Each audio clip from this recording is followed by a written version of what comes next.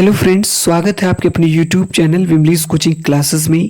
केंद्रीय अध्यापक पात्रता परीक्षा मीन्स सीटेट एग्ज़ाम का पेपर जो कि आपका दोस्तों 20/9/2015 को हुआ था। आज की इस क्लास में हम उसके बाल विकास मीन्स चाइल्ड डेवलपमेंट के 30 प्रश्नों को देखेंगे। दोस्तों सीटेट एग्ज़ाम के लिए बहुत कम समय बचा है। दोस्तों आप लोग कितना भी पढ़े होंगे कम ही लग रहा होगा। दोस्तों आप लोग अब से और आज से ही सीटेट के प्रीवियस ईयर क्वेश्चन पेपर तैयार करना शुरू कर दीजिए। यदि दोस्तों आप लोग 8 से 10 वर्षों तक के प्रीवियस ईयर क्वेश्चन पेपर तैयार करके जाते हैं तो सीटेट एग्ज़ाम के जो दोस्तों 50 से 60% प्रश्न जो होंगे आपको यहीं से मिल जाएंगे। दोस्तों हम सीटेट की प्रीवियस ईयर क्वेश्चन पेपर की लगातार क्लासेस अपने इस चैनल पे प्रोवाइड करा रहे हैं। यदि दोस्तों विमलेश कोचिंग क्लासेस चैनल को अभी तक आप लोग सब्सक्राइब नहीं किए हैं तो चैनल को सब्सक्राइब कर लीजिए और हाँ बेल आइकन पर क्लिक करके ऑल पर क्लिक कर लीजिए ताकि क्लास का नोटिफिकेशन आप तक पहुंचता रहे। तो आइए देखते हैं दोस्तों बाल विकास मीन्स सीडीपी के 30 प्रश्नों को जो कि सीटेट 2015 के एग्जाम में पूछे गए थे। हमारे साथ आप इन प्रश्नों को पढ़िए लेकिन हमसे पहले आप आंसर देने का प्रयास करिएगा दोस्तों, ठीक है। आइए चलते हैं फर्स्ट मीन्स पहले प्रश्न पे। हमसे पहला प्रश्न पूछा गया था 2015 के एग्जाम में सीटेट का।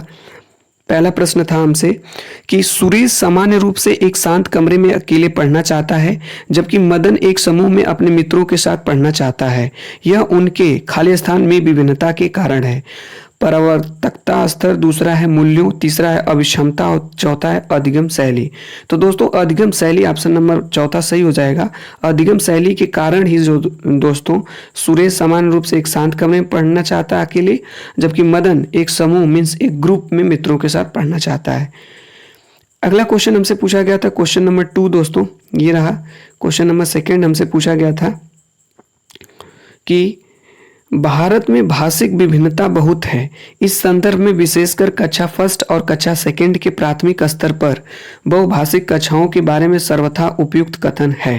पहला, जो बच्चे कक्षा में मातृभाषा का उपयोग करते हैं अध्यापक को उनकी उपेक्षा करनी चाहिए। दूसरा, देखिए दोस्तों नेगेटिव आंसर तो बिल्कुल भी नहीं सही होंगे। उपेक्षा करनी चाहिए ये गलत हो जाएगा।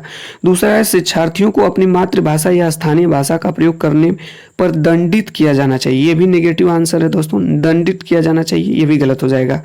तीसरा है विद्यालय में उन्हीं बच्चों को प्रवेश दिया जाए जिनकी मातृभाषा वही हो जो शिक्षा के लिए अपनाई जा रही हो। दोस्तों ये देखिए एक तरह से बात दिखाया जा रहा है, ये भी आपका गलत हो जाएगा। अगला ऑप्शन है शिक्षक को सभी भाषाओं का सम्मान करना चाहिए और सभी भाषाओं में अभिव्यक्ति के लिए बच्चों को प्रोत्साहित करना चाहिए। देखिए दोस्तों प्रोत्साहन वर्ड अगर मिल जा रहा है ऑप्शन में तो दोस्तों ये आपका करेक्ट होगा, इसलिए ऑप्शन नंबर 4 सही हो जाएगा। प्रोत्साहित शब्द हो गया, अवसर शब्द हो गया, अंतःक्रिया शब्द हो गया, विविध शब्द हो गया। ये अगर शब्द आ रहे हैं दोस्तों, चर्चा शब्द हो गया दोस्तों, तो ये ऑप्शन आपका दोस्तों बिल्कुल करेक्ट सही ही होंगे, ठीक है। क्वेश्चन नंबर 3 हमसे पूछा गया है। तीसरा नंबर का क्वेश्चन है कि प्रकृति पोषण विवाद में प्रकृति से क्या अभिप्राय है। पहला, भौतिक और सामाजिक संसार की शक्तियाँ। दूसरा है हमारे आसपास का वातावरण। तीसरा है जैविकी विशिष्टताएं या वंशानुक्रम सूचनाएं और चौथा है एक व्यक्ति की मूल वृत्ति। तो दोस्तों ऑप्शन नंबर 3 सही हो जाएगा, जैविकीय विशिष्टताएं या वंशानुक्रम सूचनाएं। अगले क्वेश्चन पे चलते हैं। क्वेश्चन नंबर 4 हमसे पूछा गया है कि जनसंचार माध्यम समाजीकरण का एक महत्वपूर्ण माध्यम बनता जा रहा है। नीचे दिए गए कथनों में से कौन सा कथन सबसे उपयुक्त है पूछा गया है। पहला, बच्चे संचार माध्यमों के साथ प्रत्यक्ष रूप से अंतःक्रिया नहीं कर सकते।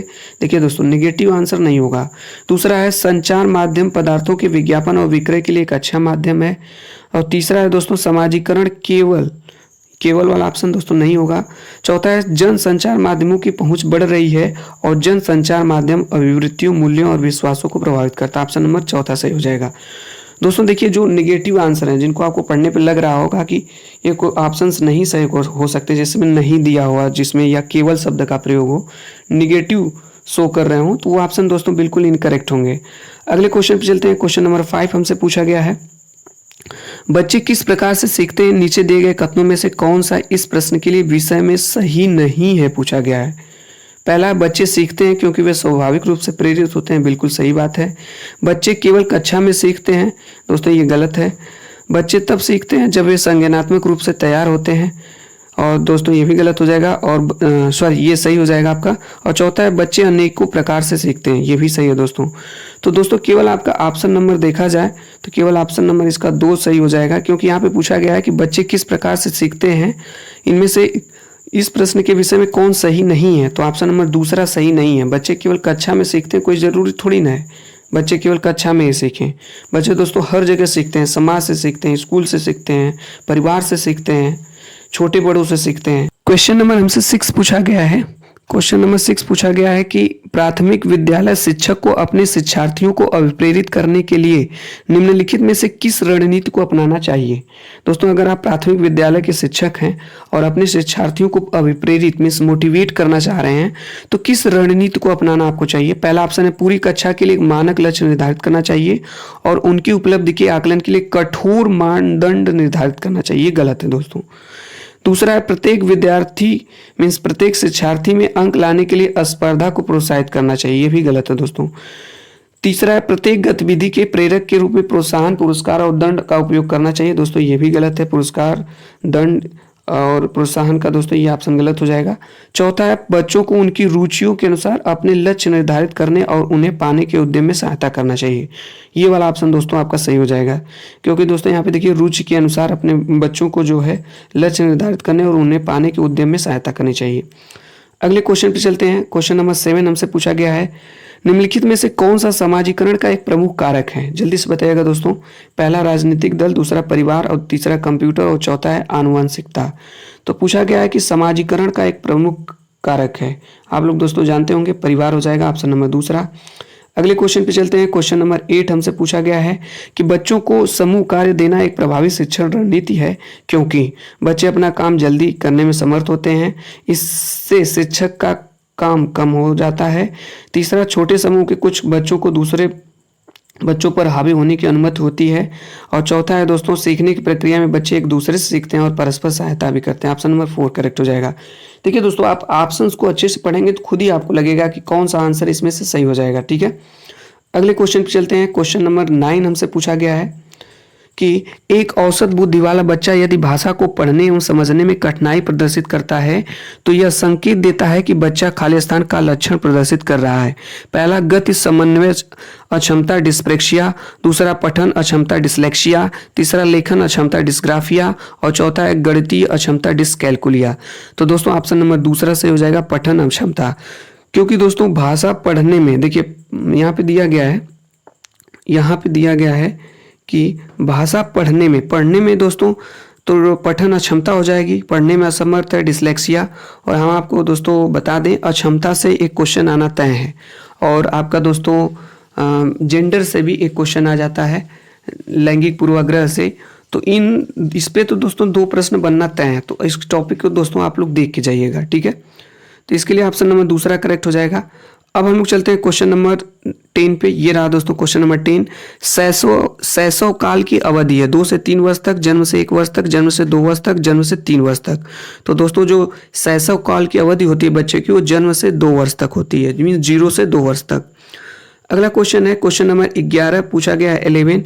पियाजे के अनुसार 2 से 7 वर्ष के बीच का एक बच्चा संज्ञानात्मक विकास की खाली स्थान अवस्था में है। संवेदी गतिक, दूसरा पूर्व संक्रियात्मक, तीसरा औपचारिक संक्रियात्मक, चौथा है मूर्त संक्रियात्मक। तो दोस्तों इसका जो ऑप्शन नंबर हो जाएगा पूर्व संक्रियात्मक, ऑप्शन नंबर दूसरा सही हो जाएगा।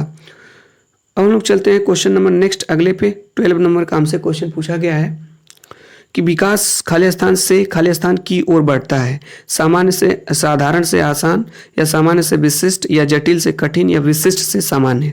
तो जल्दी से बताइए दोस्तों। तो 12 का ऑप्शन नंबर 2 सही हो जाएगा। विकास जो है दोस्तों सामान्य से विशिष्ट की ओर बढ़ता है। ठीक है, अगले क्वेश्चन पे चलते हैं। ये दोस्तों हमारा क्वेश्चन नंबर 13 रहा। 13 नंबर का क्वेश्चन, जब वयस्क सहयोग से सामंजस्य कर लेते हैं तो वे बच्चे के वर्तमान स्तर के प्रदर्शन को संभावित क्षमता के स्तर के प्रदर्शन की तरफ प्रगति क्रम को सुगम बनाते हैं। इसे कहा जाता है पहला सहयोगात्मक अधिगम, दूसरा समीपस्थ विकास, तीसरा है सहयोग देना और चौथा है सहभागी अधिगम। तो दोस्तों 13 का हो जाएगा ऑप्शन नंबर आपका तीसरा, सहयोग देना। देखिए दोस्तों यहाँ पे हमें एक्सप्लेनेशन नहीं दे पाएंगे क्योंकि आपको केवल प्रीवियस ईयर क्वेश्चन पेपर हम करा रहे हैं, तो जल्दी से देख लीजिए और इसको आप तैयार करिए। लीजिएगा, ये आपके काम आएगा दोस्तों। पहला 14 नंबर का क्वेश्चन है, नवीन जानकारी को शामिल करने के लिए वर्तमान स्कीमा और अवधारणा में बदलाव की प्रक्रिया खाली स्थान कहलाती है। अहम केंद्रिता, दूसरा अनुकूलन, तीसरा आत्मसातकरण और चौथा है समायोजन। तो दोस्तों 14 में 14 का ऑप्शन नंबर 4 सही हो जाएगा, समायोजन। समायोजन दोस्तों समावेशन और आत्मसातकरण से भी एक क्वेश्चन आएगा, इसको भी आप अच्छे से समझ के जाइएगा। हो सकता है यही क्वेश्चन दोस्तों आपको देखने को मिल जाए। अगले क्वेश्चन पे चलते हैं। क्वेश्चन नंबर 15 हमसे पूछा गया था कि मध्य बाल्यावस्था में भाषा खाली स्थान के बजाय खाली स्थान अधिक है। कौन सा ऑप्शन हो जाएगा दोस्तों? ऑप्शन नंबर तीसरा सही हो जाएगा कि मध्य बाल्यावस्था में जो भाषा होती है सामाजिकृत के अपेक्षाकृत अहम केंद्रित अधिक है। क्वेश्चन नंबर 16 हमसे पूछा गया है कि बाल केंद्रित शिक्षा में शामिल है। पहला, वे गतिविधियां जिनमें खेल शामिल नहीं होते, बच्चों के लिए हस्तपरक गतिविधियां, और तीसरा है बच्चों का एक कोने में बैठना, और चौथा है प्रतिबंधित परिवेश में अधिगम। तो दोस्तों 16 का ऑप्शन नंबर दूसरा सही हो जाएगा, बच्चों के लिए एक हस्तपरक गतिविधियां जो है बाल केंद्रित शिक्षा में शामिल होती हैं। अगले क्वेश्चन पे चलते हैं। क्वेश्चन नंबर 17 पूछा गया है दोस्तों हमसे कि कक्षा अध्यापक ने राघव को अपनी कक्षा में अपने कीबोर्ड पर स्वयं द्वारा तैयार किया गया मधुर संगीत बजाते हुए देखा। कक्षा अध्यापक ने विचार किया कि राघव में खाली स्थान बुद्धि उच्च स्तरीय थी। क्या भाषाई बुद्धि उच्च स्तरीय थी, कि स्थानिक या शारीरिक गतिबोधक या संगीतमय? तो दोस्तों 17 का ऑप्शन नंबर 4 सही हो जाएगा, संगीतमय बुद्धि उसकी क्या थी, उनकी उच्च स्तरीय थी। अगले क्वेश्चन पे चलते हैं। क्वेश्चन नंबर 18 हमसे पूछा गया है कि जब एक शिक्षक यह समझता है कि स्वाभाविक रूप से लड़के गणित में लड़कियों से अच्छे हैं, यह दर्शाता है कि अध्यापक हैं। पहला, सही दृष्टिकोण वाला, दूसरा नीतिपरक, तीसरा है लिंग जेंडर पक्षपाती, चौथा है शिक्षाप्रद। तो तीसरा दोस्तों लिंग जेंडर पक्षपाती। देखिए दोस्तों लिंग पूर्वाग्रह से क्वेश्चन आना तय है, और अक्षमता से दोस्तों ये क्वेश्चन उससे भी आना तय है। ठीक है, इस चैप्टर को दोस्तों आप देख के जाइएगा अच्छे से। अगले क्वेश्चन पे चलते हैं। क्वेश्चन नंबर 19 हमसे पूछा गया था, समावेशी शिक्षा मानती है कि हमें खाली स्थान को खाली स्थान के अनुरूप बदलना है। तो दोस्तों 19 का ऑप्शन नंबर हो जाएगा तीसरा, कि समावेशी शिक्षा मानती है कि हमें व्यवस्था को बच्चों के अनुरूप बदलना है, यानी जो व्यवस्थाएं होती हैं वो बच्चों के अकॉर्डिंग होनी चाहिए। ठीक है, अगले क्वेश्चन पे चलते हैं। क्वेश्चन नंबर 20 पूछा गया हमसे 20 नंबर का, बच्चों में ज्ञान की रचना करने और अर्थ का निर्माण करने की क्षमता होती है। इस परिप्रेक्ष्य में एक शिक्षक की भूमिका निर्देशक की या तालमेल बैठाने वालों की या संप्रेषक और व्याख्याता की या सुगमकर्ता की? तो दोस्तों क्वेश्चन नंबर 20 का ऑप्शन नंबर 4 हो जाएगा कि बच्चों में ज्ञान की संरचना करने और अर्थ को निर्माण करने की क्षमता होती है। इस परिप्रेक्ष्य में एक शिक्षक की जो भूमिका होती है वो सुगमकर्ता की होनी चाहिए। ठीक है, अगले क्वेश्चन पे चलते हैं। क्वेश्चन नंबर 21 हमसे पूछा गया है दोस्तों, क्वेश्चन नंबर 21 हमसे पूछा गया है, इनमें से कौन सी विशेषता प्रतिभाशाली बच्चों की नहीं है? पहला, अंतर्दृष्टि पूर्वक समस्याओं का समाधान करना, दूसरा उच्चतर श्रेणी की मानसिक प्रक्रियाएं, तीसरा है उच्च आत्म क्षमता, और चौथा है निम्न औसतीय मानसिक प्रक्रियाएं। तो दोस्तों 21 का हो जाएगा ऑप्शन नंबर 4, निम्न औसतीय मानसिक जो प्रक्रियाएं हैं ये प्रतिभाशाली बच्चों की नहीं है। अगला क्वेश्चन है 22 नंबर का, पूछा गया हमसे, कोहलवर के सिद्धांत के पूर्व परंपरागत स्तर के अनुसार कोई नैतिक निर्णय लेते समय एक व्यक्ति निम्नलिखित में से किस तरफ प्रवृत्ति होगा? दोस्तों जल्दी से बताइएगा इसका कौन सा ऑप्शन सही हो जाएगा। इसका ऑप्शन नंबर 2 सही हो जाएगा दोस्तों, अंतर्निहित संभावित दंड। ठीक है, अब हम चलते हैं क्वेश्चन नेक्स्ट क्वेश्चन पे, अगले क्वेश्चन पे। अगला क्वेश्चन हमारा 23 नंबर का है। ये पूछा गया था कि शिक्षार्थियों अधिगमकर्ता की व्यक्तिगत विभिन्नताओं के संदर्भ में शिक्षिका को चाहिए कि याद करने के लिए शिक्षार्थियों को तथ्य उपलब्ध कराना, याद करना नहीं चलेगा दोस्तों, विविध प्रकार की अधिगम परिस्थितियों को उपलब्ध कराना, ये दोस्तों हो सकता है। ये ऑप्शन बिल्कुल सही है, विविध प्रकार की अधिगम परिस्थितियों को उपलब्ध कराना। देखिए दोस्तों हम आपको कीवर्ड्स बताए हैं, और विविध शब्द, चर्चा, अंतःक्रिया हो गया आपका, ये शब्द दोस्तों अगर आप तैयार करते हैं, इसको माइंड में फीड करके अच्छे से आंसर देते हैं, तो ये दोस्तों मान के चलिएगा आपके कई आंसर आपके सही हो सकते हैं। ठीक है, ज़्यादातर आंसर दोस्तों आपके सही ही होंगे। अब हम लोग चलते हैं क्वेश्चन नंबर 24 पे। ये रहा, निम्नलिखित में से कौन सा बाल विकास का एक सिद्धांत नहीं है, पूछा गया है। कौन सा इसमें से एक सिद्धांत नहीं है? सभी विकास तथा अधिगम एक समान गति से आगे बढ़ते हैं, ये कैसे हो सकता है दोस्तों? ऑप्शन नंबर पहला ही गलत है कि सभी विकास और अधिगम एक समान गति से आगे नहीं बढ़ते हैं। ठीक है, अगले क्वेश्चन पे चलते हैं। 25 नंबर का क्वेश्चन हमसे पूछा गया है, निम्नलिखित में से कौन सा आकलन करने का सर्वाधिक उपयुक्त तरीका है। आकलन शिक्षक के द्वारा नहीं बल्कि किसी वाह एजेंसी के द्वारा कराना चाहिए। दूसरा, आकलन सत्र की समाप्ति पर करना चाहिए। तीसरा है, आकलन शिक्षण अधिगम में अंतर्निहित प्रक्रिया है। और चौथा है, आकलन एक शैक्षणिक सत्र में 2 बार करना चाहिए, शुरू में और अंत में। तो ऑप्शन नंबर तीसरा सही हो जाएगा दोस्तों। जो आकलन है मीन्स असेसमेंट होता है, वो शिक्षण अधिगम में अंतर्निहित प्रक्रिया है, इसलिए 25 का जो हो जाएगा ऑप्शन नंबर तीसरा सही हो जाएगा। अगले क्वेश्चन पे चलते हैं दोस्तों। क्वेश्चन नंबर 26 हमसे पूछा गया है कि निम्नलिखित में से कौन सा सृजनात्मकता से संबंधित है। अहमवादी चिंतन, अपसारी चिंतन और सांवेगिक चिंतन। तो कौन सा दोस्तों आपका सृजनात्मकता से संबंधित है। कई बार एग्जाम में दोस्तों ये क्वेश्चन पूछा गया है। 26 नंबर का ऑप्शन नंबर दूसरा हो जाएगा, अपसारी चिंतन। अगले क्वेश्चन पे चलते हैं। 27 नंबर का क्वेश्चन हमसे पूछा गया है, बच्चों के बारे में निम्नलिखित कथनों में से किस कथन से वाइगोत्स्की सहमत होते हैं। पहला, बच्चे जन्म से शैतान होते हैं और उन्हें दंड देकर नियंत्रित किया जाना चाहिए। बिल्कुल गलत है दोस्तों। दूसरा है, बच्चे समवयस्कों और वयस्कों के साथ सामाजिक अंतःक्रियाओं के माध्यम से सीखते हैं। बिल्कुल दोस्तों यही आंसर सही है कि बच्चे समवयस्कों और वयस्कों के सामाजिक अंतःक्रिया के माध्यम से सीखते हैं। 28 नंबर का क्वेश्चन हमसे पूछा गया है कि बच्चे पहला निष्क्रिय जीव होते हैं जो प्रदत्त सूचना को ज्यों की त्यों प्रतिलिपि के रूप में प्रस्तुत कर देते हैं। दूसरा, जिज्ञासु प्राणी होते हैं जो अपने चारों ओर के जगत को खोजने के लिए अपने ही तर्कों और क्षमताओं का उपयोग करते हैं। और तीसरा, चिंतन में वयस्कों की भांति ही होते हैं और ज्यों का त्यों वे बड़े होते हैं उनके चिंतन में गुणात्मक वृद्धि होती है। और चौथा, रीति बर्तन के समान होते हैं जिसमें बड़ों के द्वारा दिया गया ज्ञान भरा जाता है। तो दोस्तों इसके लिए जो ऑप्शन हो जाएगा वो ऑप्शन नंबर दूसरा सही हो जाएगा कि जिज्ञासु प्राणी होते हैं बच्चे जो अपने चारों ओर के जगत को खोजने के लिए अपने ही तर्कों और क्षमताओं का उपयोग करते हैं। आज की क्लास का दोस्तों सेकेंड लास्ट क्वेश्चन हमसे पूछा गया है कि बच्चों की त्रुटियों के बारे में निम्नलिखित में से कौन सा कथन सत्य है। पहला, बच्चों की त्रुटियां शिक्षक के लिए महत्वहीन है और उसे चाहिए कि उसे काट दे और उन पर अधिक ध्यान न दें। बिल्कुल गलत दोस्तों, निगेटिव आंसर है। असावधानी के कारण बच्चे त्रुटियां करते हैं दोस्तों, ये भी आपका गलत है। तीसरा है, बच्चों की त्रुटियां उनके सीखने की प्रक्रिया का एक अंग है। दोस्तों ये आपका ऑप्शन नंबर तीसरा सही हो जाएगा। आज की क्लास का अंतिम क्वेश्चन है। क्वेश्चन नंबर 13 हमसे पूछा गया है कि अध्यापक को यह सुनिश्चित करना चाहिए कि उसकी कक्षा के सभी शिक्षार्थी अपनी आप को स्वीकृत और सम्मानित समझें। इसके लिए शिक्षक को चाहिए कि वह, पहला ऑप्शन है, अपने शिक्षार्थियों की सामाजिक और सांस्कृतिक पृष्ठभूमि की जानकारी प्राप्त करे और कक्षा में विविध मतों को प्रोत्साहित करे। तो दोस्तों यही वाला ऑप्शन आपका सही हो जाएगा, ऑप्शन नंबर फर्स्ट।